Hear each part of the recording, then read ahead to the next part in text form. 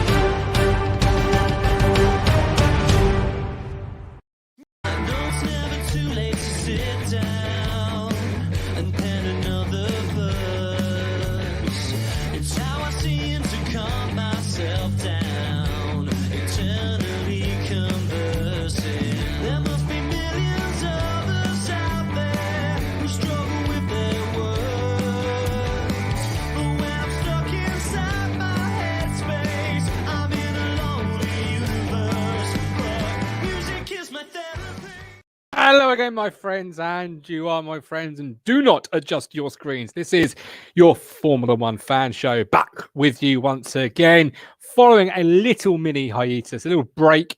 The F1 took a break, so we did as well. Life took over. I think me and Steve had anniversaries with other people. Well, I'd love one with Steve as well. In fact, when was our anniversary, Steve? It must be coming up soon. We must be hitting the year mark, if not over it. I think you might have forgotten the anniversary.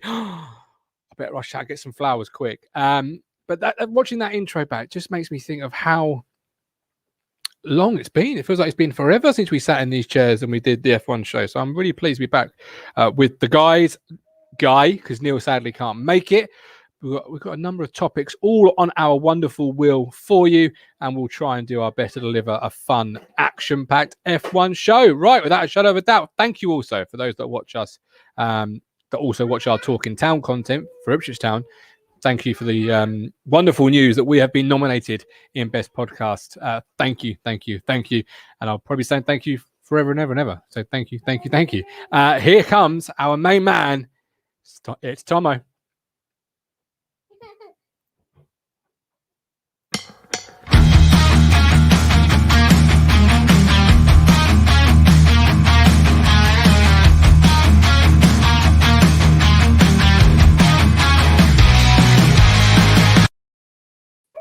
I need some new batteries in the old clicker. I was clicking it. Silence that, I like that. Yeah, it was like proper, in TV production. When they go, we're going to take you live now, and then they sat there. And am I still on? Yeah, I was clicking it, furiously clicking it, and nothing was happening. And I was thinking, and then my son laughed, and I was like, "Cheers!" A heckle from the crowd. A crowd of one. How are you, Mr. Thompson? I'm very well. I'm happy to be back and talking about Formula One. It seems like it's been a while. Me too, man. Me too. And we'd love to hear from the audience. Whether you're watching live, you can put your comments in the live box. Or if you're watching this on catch up and you're watching it through the week, I know a number of you do, just say hello in the comments, drop a comment, drop an opinion, drop a question for next week, whatever you feel about F1. If we've covered it or not, just drop it in the comments. We'd love to hear from you. And I know we'll respond to every single one. If not myself, then I'll get the guys, if it's direct on them, to respond. That would be great. And of course, you can hear us back on all podcast platforms. So it's been a while. The last time we sat here, you'd just been to Silverstone. That feels like another year. There was a time afterwards, because we did after the Hungarian Grand Prix, didn't we? With Esteban Ocon. Yes. But that was about 3 weeks ago now. So it's been a while. Obviously, we had Silverstone, and then a couple of weeks after it was Hungary. So yes, we're finally back in race week. I hate weeks that aren't race weeks. Yeah, exactly. We had the break. The break is now sort of nearing its completion because we've got a race on the horizon. But sadly, Neil can't join us to discuss it.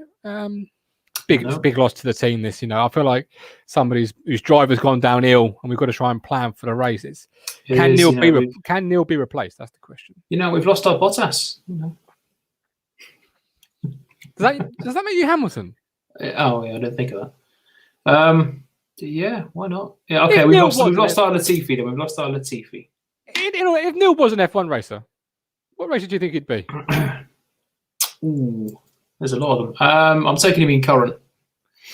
Yes, current. Let's go with current because that might help me a little bit more. If Neil was an F1 racer, I don't know.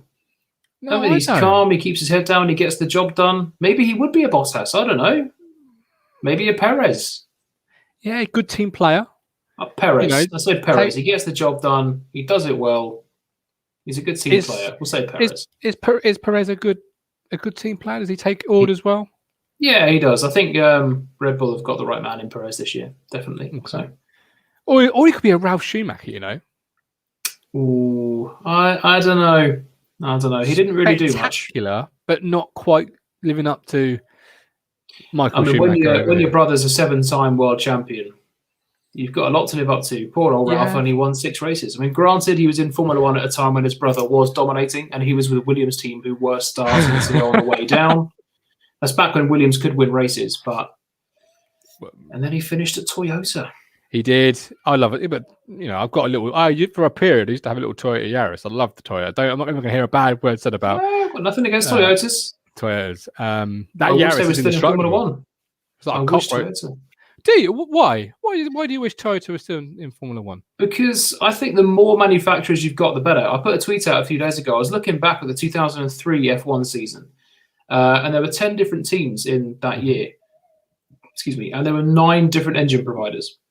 Really? Technically, Ford and Cosworth were operating as 2 different ones. You had Petronas, Mercedes, Renault, Honda, BMW, Toyota. So there's all these different engine providers, and it was brilliant because you had such a great fight at the front. And I think the more manufacturers are in Formula One, the better, because now we've only got Honda, Renault, Mercedes, Ferrari, and after this year, we're going to only have 3 when Honda go at the end of the year. Technically 4, but Honda aren't going to be there. So times are dwindling, sadly. Hopefully, these new regulations will start opening up. Does that not sort of make it more of a level playing field, though, if you've got more cars using the same type of engine? Each engine is very, very different. Okay. There's a lot of them are subtle differences, but a lot of, if you compare a Ferrari and a Mercedes, it would probably be quite different. So I think the more manufacturers, the better, because they're all about promoting sort of road car technology now. They try and be as relatable as they can with these hybrid power units. So I think I'd love to see BMW back in Formula One. People like Toyota, one of the Volkswagen group, so either like VW or Audi or Lamborghini. Could you imagine a Lamborghini Ferrari fight in Formula One? Would be amazing. Yeah. Whether we'll ever see that, I don't know, because the VW group have sort of gone back and forth on whether they'll ever be in Formula One. So, Matt Stannard and the days of refueling, they did that, didn't they? They did that, didn't they? The exhaust on the Ferrari very different to the Mercedes. Yeah, there's a few comments there. Hungarian Grand Prix, definitely, Matt. What a race. It was absolutely insane. Perez agrees with me. I like that. He does. Days of refueling, I'm glad they don't refuel anymore, because it just means you get the cars that are all on a similar sort of weight, whereas beforehand you'd have someone who's running insanely fast, but they've got to refuel, or vice versa. They'll be running slow and then they'll be quick at the end. So I like there's no refueling now. I think it opens it up a little bit. But yeah, the Ferraris and the Mercedes and the Renaults and all of them do sound very, very different. And there's quite a lot of differences between them in terms of horsepower output and that sort of thing. Absolutely right. Well, I'll take your word for it because I'm still a newbie and I'm still learning those particular specifications. Yeah, you're right. Matt and I did agree with Perez, and I'd love to know what you think and feel at home, whether you're watching this live or on catch up. What driver do you think Neil Moles would be if he was an F1 driver? It's a great question to kick us off. Right, onto the wheel. We've got a couple of topics on the famous wheel. We're going to bring it back out for our first race back. You have to ignore the McAfee warning. I'm not quite sure why I'm getting one because I've not even got McAfee's technology installed, but there we go. I'll click it. Yeah, baby. What's new? Yeah, baby. I think I'll play the old one. I'll change it while you're answering this question. The question is, can Williams pick up where they left off? I hope so. It's probably not going to be easy in Belgium because it's quite a quick circuit. The car is still quite draggy. They were fortunate in Hungary because half the field were wiped out by Bottas going bowling at turn 1. And so they did jump up, and they weren't really where they should have been. You can guarantee if Bottas hadn't have done that, and people like Perez and Leclerc and, of course, Max were still in the race and 100% health on the car, then Williams wouldn't have scored points. I mean, I'll take points where I can get it because it's been a couple of years since they've scored points. I hope they can. I think this will give the team definitely a lift. It's the sort of lift they needed because they've been in the place or in the positions the past couple of years where they've almost scored points, but not. You know, like you think of George Russell and Imola earlier this year and Imola also last year. So they've had plenty of opportunities, but never quite got it across the line. Now they have. I think it's a weight off their shoulders. What's the biggest thing that might hold them back as we resume action? It's the car. It is the car. I mean, the drivers are good. It's Russell, obviously. You know my thoughts on Russell. I do. I've made it very clear that I love the guy. So he's definitely obviously the better of the two drivers. But Latifi has been doing a solid job. You know, I think it's typical that as soon as Russell finally gets his points for Williams, he's still behind his teammate because Latifi was 7th. But yeah, Latifi has got more points than George, but George has been doing the better job. But Latifi's been all right. You know, he's been doing what's been asked of him. He just needs to up his qualifying game. That's the biggest letdown because you've got George who can now fight to get into Q3 in that awful car. And Latifi's only made it out of Q1, I think, once. So, but isn't that the disparity in the two drivers? Before we come to Matt's question in the chat, is that not because George is a very good driver that one day will be at the top of the sport, and Latifi is probably where he may always be, if not moved on to an Alfa Romeo? Yeah, you're always going to get that. You know, no matter what car you're in, you've got it obviously in the Williams right now, and at the other end of the grid, you've got it in the Mercedes. You know, you've got two drivers which are amazing. You've got Hamilton and Russell, who are taking their cars to the absolute limit, and the teammates are just sort of, they're doing an okay job. You know, I mean, Latifi is solid in the race, but he's unspectacular. Bottas, again, the same. Yeah, you're always going to get those two drivers in the same car or very, very similar cars that one is always going to be better than the other. You know, we've had it with Schumacher in the past. You've got it with Hamilton, with Russell, Alonso. You know, so it's a tricky thing. I mean, Latifi is good. He's solid, but I don't think he's a long-term solution to Williams if they do want to continue where they left off and if they want to become regular point scorers again. Yeah. Matt Stannard, Steve, do you think Hungary is a great reason for the sprint qualifier being reverse grid was so much more exciting? I think Hungary is an awesome circuit for that.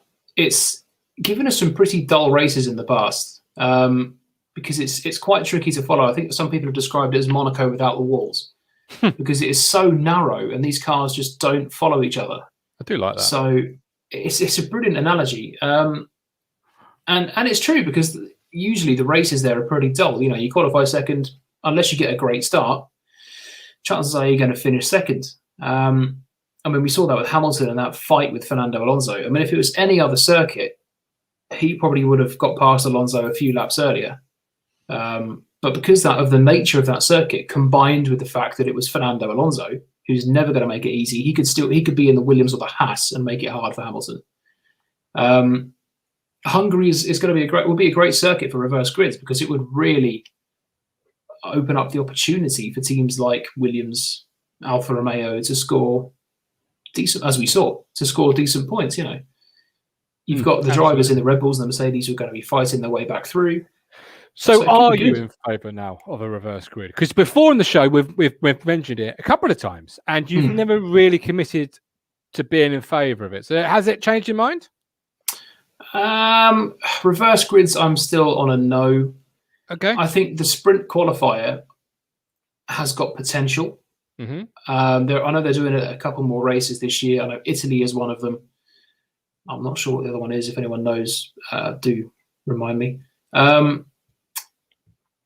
I think it needs a bit of tweaking, but it's got potential. I mean, like I say, for the first couple of laps in Silverstone, I really enjoyed it, and then it just sort of settled into just another race. What tweaking does it need? Well, the new cars would help. So that would be a big, a big improvement because, like I say, these cars just don't follow each other. And I think the sort of the circuits that you could do it on, I think they could think about what circuits. I mean, having it at the British Grand Prix was awesome as a trial, but having it at other circuits, I think could be good. Like Hungary, I think could be good. Yeah, absolutely. Absolutely. I'm just sending a message to Neil because, and you'll see it in the group chat, I'm just saying, Neil, watch from 14 minutes onwards because I'll be asking you the same question next week and asking you to respond to Mr. Thompson's comments on a fantastic question from Mr. Matt Stannard. Back to the wheel. Is that better? Yeah, that's more like it. Funky little bass line. Oh, but actually, before we have that question, I saw a wonderful video of you practicing with your band, and it was a Blur cover. Yeah, we because we've been rehearsing now for the past couple of weeks, we've done a little video of a cover at the previous 2 rehearsals. I think last time we had Funky Air Bass. Last time we did Song 2 by Blur, and a couple of weeks ago it was Teenagers by My Chemical Romance. It's been good fun. You need to clean up your looks with all the sign in the books to make a citizen. That's a great song. I love that song. Brilliant. When I was their first song was also good. That sort of that key change. Yeah. Just funky. If you give me the link, I'll post it in the comments. So if you're watching this back or watching it live, check back probably tomorrow, and you'll see a link to where Steve's band has been playing. You say I've got some good air guitar there. I've got some decent air guitar moves, but in reality, I can't even play the triangle. So dedication. I begin and end in the air in instrumental world. So a question for you, Mr. Stephen Thompson: Who will be in the second Merc seat in 2022? Well, I thought it would have been wrapped up by now, because there was a lot of parties saying they wanted it resolved by the summer break. George was one of them, because it's going to be George or Bottas, and I really hope it's George. As much as I love George and Williams, and I want him to be the guy that helps rebuild Williams and bring them back up the grid, he's obviously got to think of his career. He's a young guy, but Formula One is very quick to change. So I really hope it's Russell. I mean, Bottas hasn't done himself any favours this season by having a really mediocre season with the machinery he's got, and also wiping out half the field, even though they were his competitors. He did a great job of taking out both Red Bulls. Yeah, absolutely. If you were a betting man, if I made you bet on, and betting is not fun, kids, but if I made you bet, who would your money be on? Russell. Really? You wouldn't go with Valtteri Hitman Bottas, who's wiped out half the grid for his team, mate? No, I think Mercedes have got to have one eye on the future, because Lewis, although he's there for another couple of years, he's not a young guy anymore. And they're going to want 2 drivers, especially if Red Bull are now getting up to the competitiveness we saw from them sort of in the Red Bull era. And Max has been insane this year. And Perez has been right there as well, more often than not. They're going to need 2 drivers that can consistently fight for the top 2 and for the top 3. Yeah. And if Hamilton does have an issue, they're going to need him there. They need his teammate there to pick up the pieces. And I just can't see that with Bottas. George, I mean, like Matt said, he'll push Hamilton, which, although it does risk creating another sort of Hamilton-Rosberg situation, I think Mercedes have learned from that, and they can manage that better than they perhaps did in the past. I think George is an ideal choice, not just because I like the guy, but I think because he is much better for the team than Bottas. What's the complications or the risk if they don't go for George now and they decide to sort of not go in for that what could be a perhaps problematic relationship with Russell and Hamilton, and wait until Hamilton's retiring, leaving in 2, 3, 4 years' time? What is the possible drawback of that plan if you were in charge of the Mercs? If they don't take George sooner rather than later, I sort of wonder if he would get fed up and maybe look elsewhere. I know he is a Mercedes-backed Where? driver, but you've got other teams like Red Bull are now starting to push forward again, and I'm sure they wouldn't turn him down. Ferrari, I know they've got Leclerc and Sainz on longer-term deals, or Leclerc certainly. I'm not sure about Sainz. But I mean, that's a bit of a step down, well, not from Williams, but from Mercedes at the minute. But again, Ferrari are looking to get back to the top, and you've got these rule changes next year. So it could put Ferrari back on top. It could put Red Bull back on top. It could also increase Mercedes' advantage again. Who knows? And also, So the only risk is if Red Bull decide to make a move. But is that feasible? Because they've, as you've said, they've got contracts, I believe, for their 2 drivers. So is it all really Merck's decision in the sense of there's no real pressing need to make a move if Hamilton is the number 1 for a period?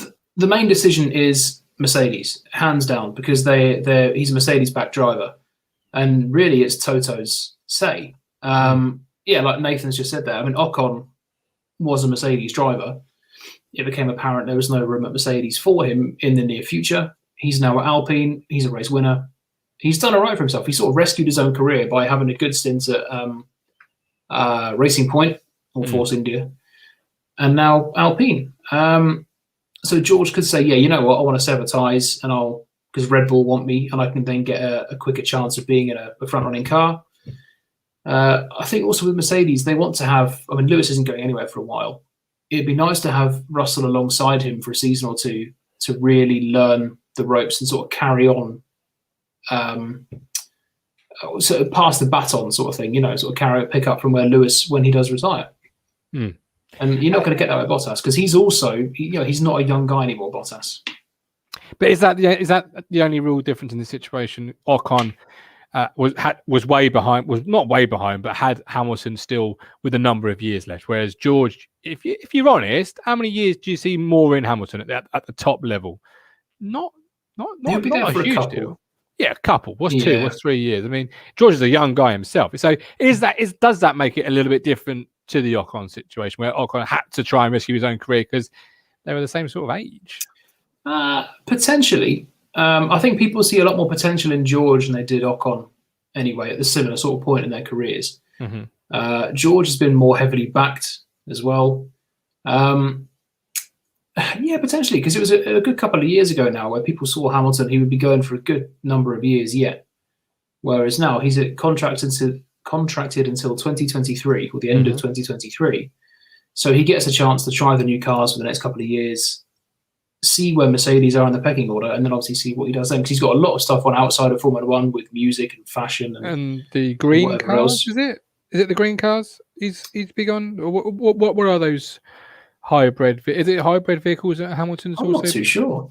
Big on? I'm not too sure, to be honest. But there was talk of him leaving the sport, wasn't there, to go and drive in another sport? That's the sport I'm referring to. There's been rumours of Lewis leaving for many, many years now. So, will he go? Will he go and do this? Will he go and do that? And then he always stays. It's a bit like Kimi Räikkönen at Ferrari saying, right, will this be the year Kimi retires? And then they hand him another 1-year deal.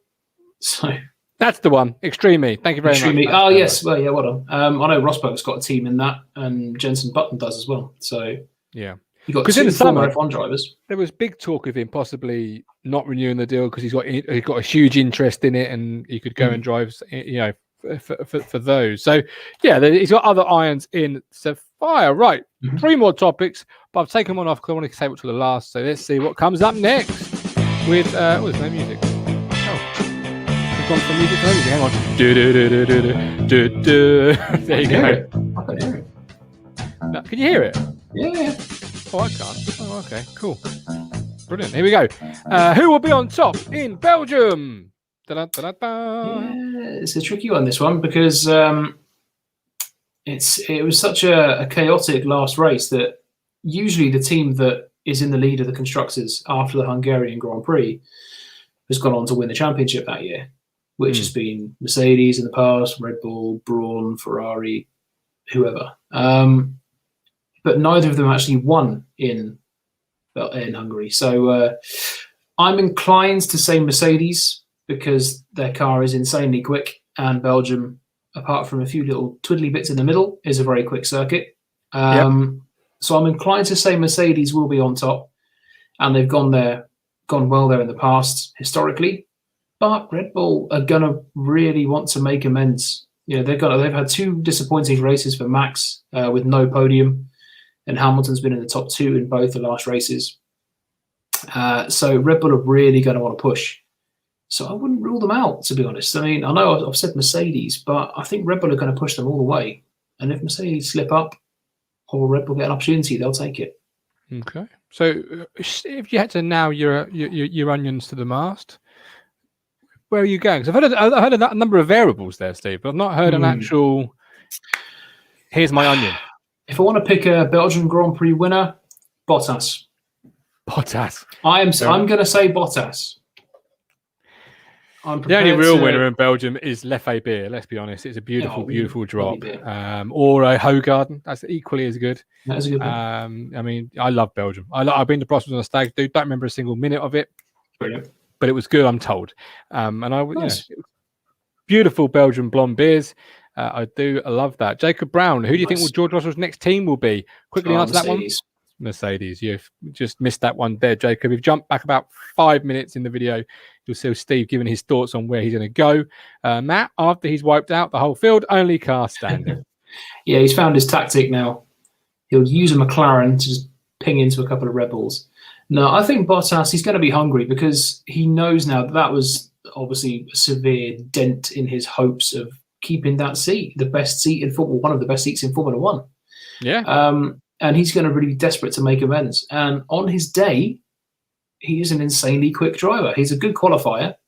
He just needs to, on his day, just needs to up his race a little bit. So I think he'll be keen, eager, and committed to actually having the best sort of bounce back that he can. Hopefully not bouncing back into another Red Bull, but bouncing back in terms of performance, I think he'll be okay. Yeah, there was a lot of bouncing going on the last time I saw him on the grid. Nathan, with the grid penalty as well, you still think he'll win?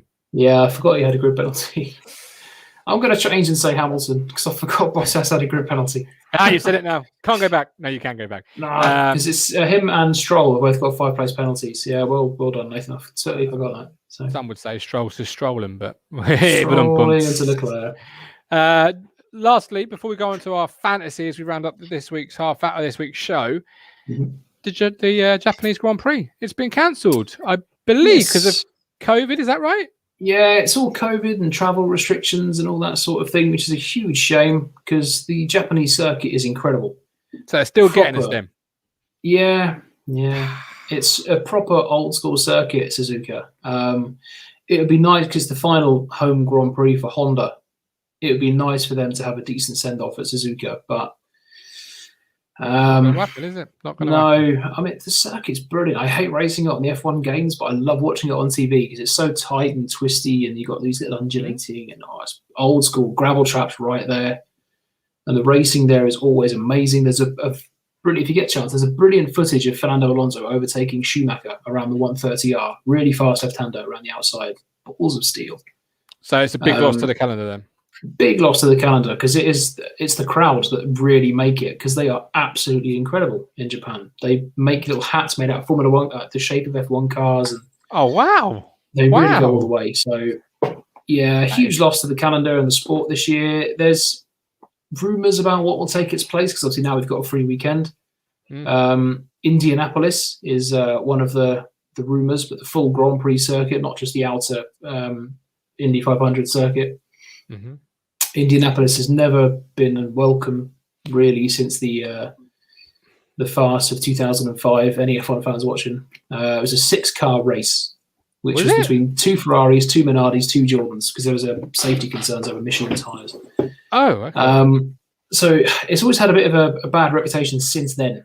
But I don't know really. And it's more known for its other sport. It's Indy 500, right? It's known for Indy, all that terrible F1 race. Yeah.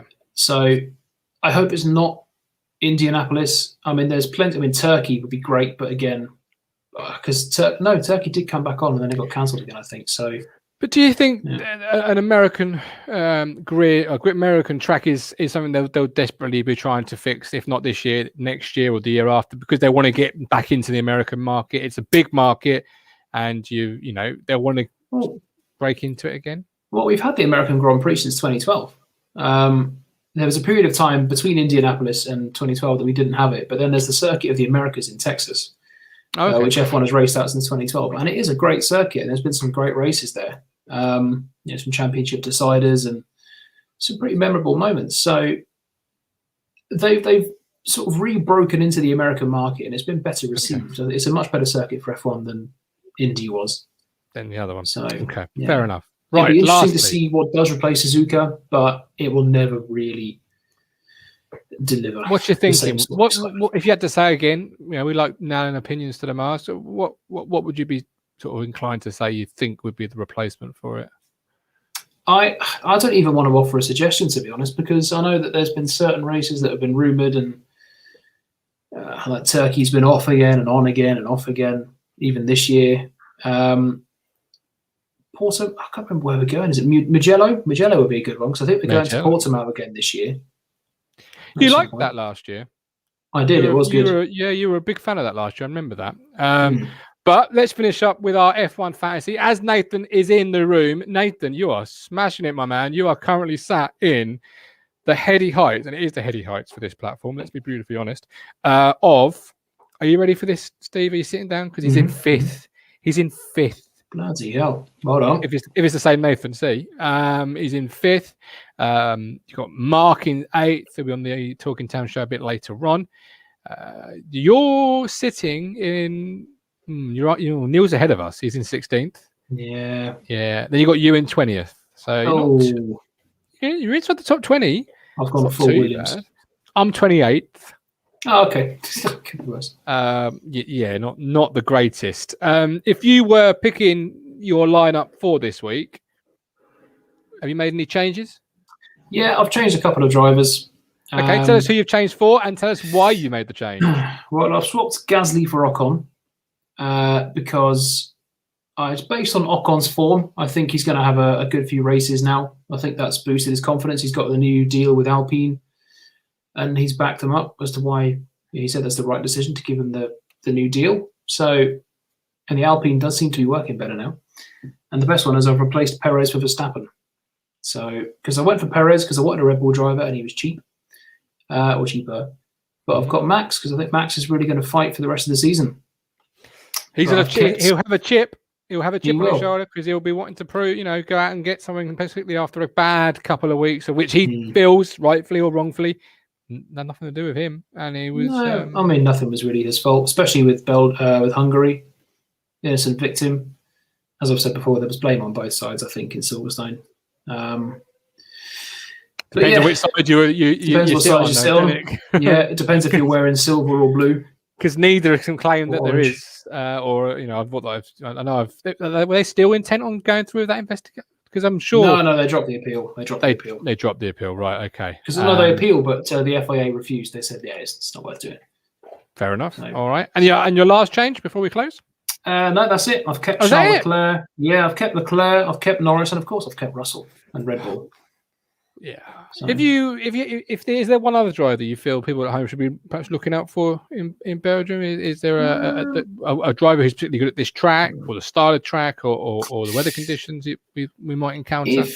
If you've got the budget on your F1 fantasies and you feel like a bit of a change, Fernando Alonso, because he's good at Belgium.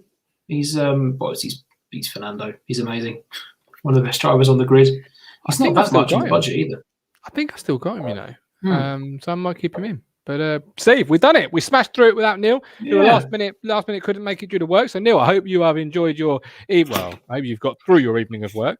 Thank you for watching, guys and girls at home. Don't forget, if you are watching this back, please do leave comments, questions, opinions in our chat box. We'll come back to every single comment, and we won't get offended too much.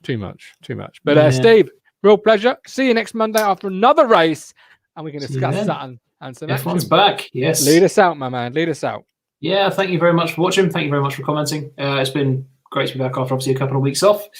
It is finally race week, so we'll hopefully have a nice Belgian Grand Prix this weekend with lots of excitement and hopefully some tasty weather conditions as well. It's Belgium, so it's been known for 3 different sectors to have 3 different types of weather. So we'll see. And we'll see you Monday, 7:15. See you then.